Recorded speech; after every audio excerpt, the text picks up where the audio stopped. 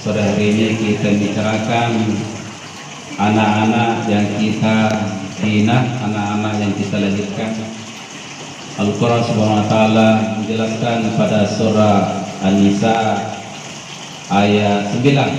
Ustaz, Rakabala Waliyasuladzina la taramyakin An-Nisa 9, 10. Rakabala Waliyasuladzina la taramyakin Suryatan di apa? Haku alaihi Waliyatakullah walikulu qawlan sadida. Yang artinya, hendaklah engkau takut terhadap anak-anak yang kau tinggalkan dalam keadaan duafa miskin. Duafa di dalam Al-Quran dijelaskan 3 duafa oleh tafsir Ibnu Katsir. Duafa yang pertama, kita harus khawatir terhadap anak yang tinggalkan. 1, miskin dalam keadaan miskin harta. Yang kedua, miskin ilmu. Yang ketiga, miskin iman. Itu anak-anak yang kita tinggalkan. Kalau Quran disebutkan suryah.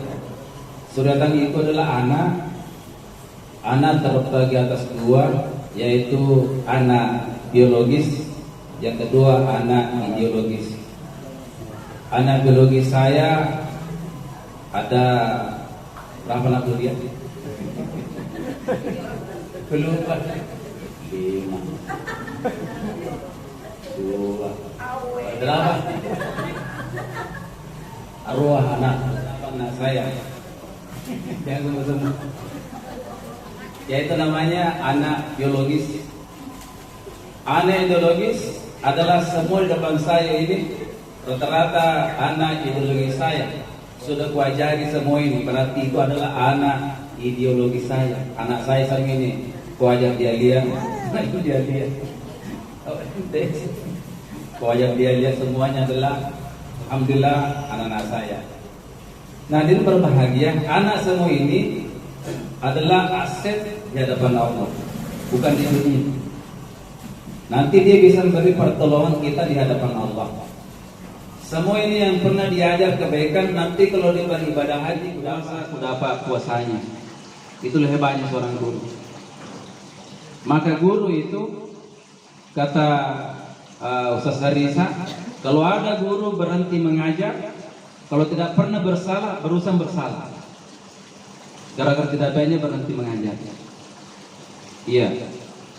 Jadi anak ideologis ini, ya semuanya punya anak, meskipun belum menikah, sama aku.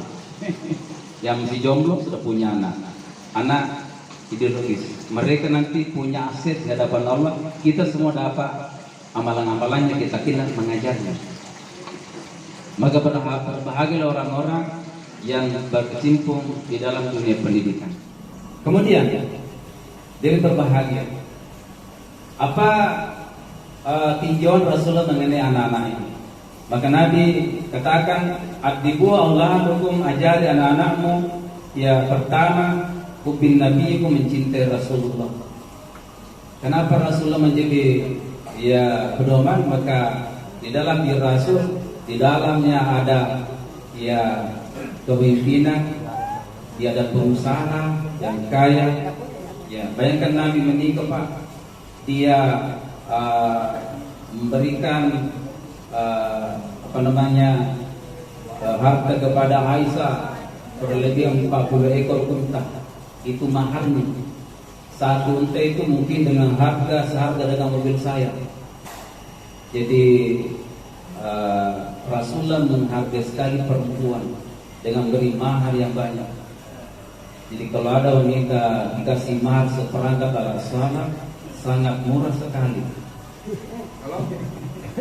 Murah sekali. Tidak boleh. Jadi kalau ada wanita ditawari oleh laki-laki, bilang berapa mahar saya, karena mahar itu adalah harga diri wanita, mau diserahkan bulat-bulat kepada laki-laki, maka harus dibayar dengan mahar.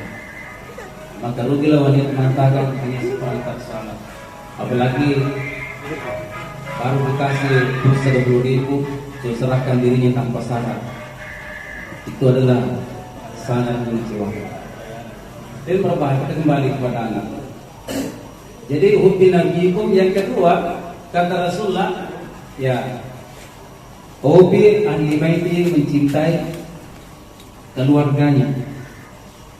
Jadi anak-anak itu harus diajarkan bagaimana mencintai saudaranya, mencintai adiknya, kakaknya, tantenya, omnya. Banyak di antara kita berhasil di kota, ada kemenakan di kampung putus sekolah, itu kita berdosa kalau tidak di tangan. Nabi menganjurkan kita urus juga keluarga kita. Ya, jadi kita punya di kampung itu sepupu, ada ya anaknya yang sekolah, itu menjadi tanggung jawab kita. Isi Rasulullah, hubbi ahli baiti. Kemudian ketiga Rasulullah katakan, hubbi qiraatil Quran, mencintai membaca Al-Quran.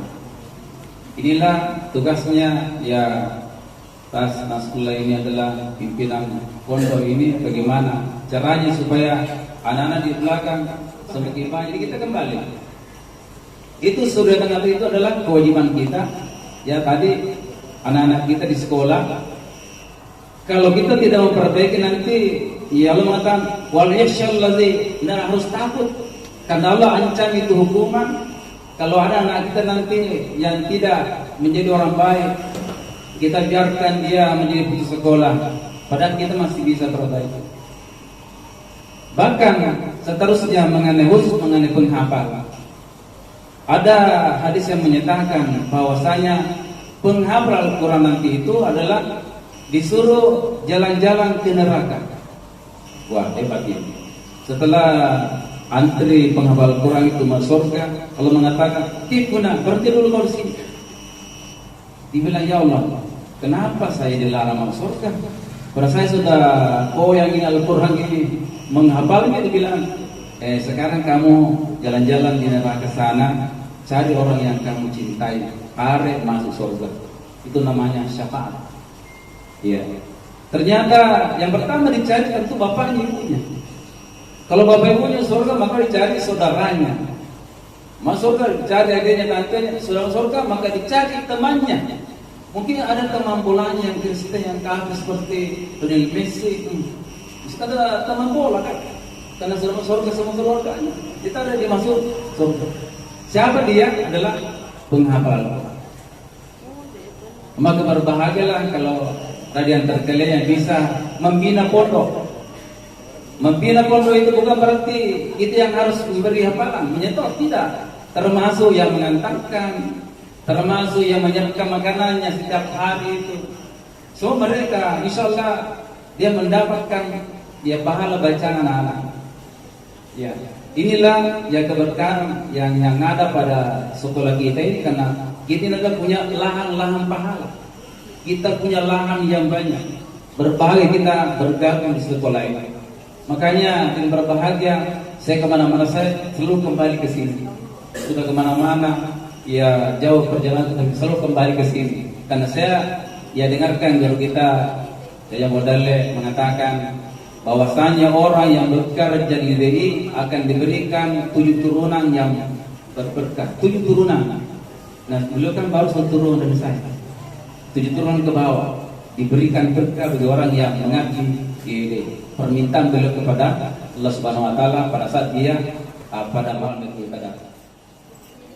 Dan berbahagia ini anak-anak yang kita miliki, ya mudah-mudahan kita bisa ini semua ya menambah kita ya loyalitas di sekolah kita ini, menambah kita integritas bagaimana kita bekerja sama mulai dari ibtidaiyah, sanawiyah dan pengurus. Semua kita adalah bekerja dengan semuanya. Bagaimana caranya supaya anak-anak kita ini berhasil? Apakah yang ada di kelas, ada yang namanya itu adalah hanya followers, mereka juga semua adalah orang-orang kita. Dan mereka nanti akan setelah nanti ya di hadapan Allah, mereka menjadi aset kita semua, menjadi penolong kita di hadapan Allah Subhanahu Wa Taala. Dan berbahagia. Saya kira sudah panjang saja.